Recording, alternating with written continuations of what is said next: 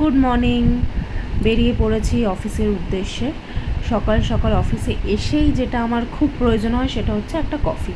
কারণ সকালবেলা ঘুম থেকে উঠে রেডি হয়ে এসে যেন একদম টায়ার্ড লাগে, মানে ভাল লাগে না।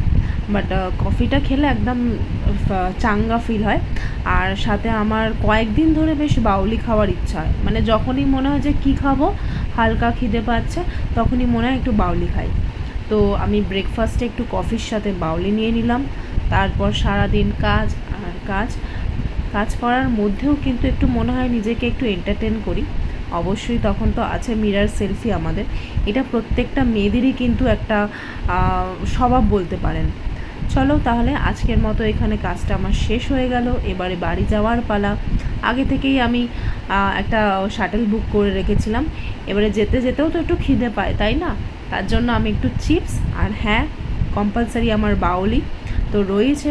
চলো আজকের মতো টাটা সবাইকে।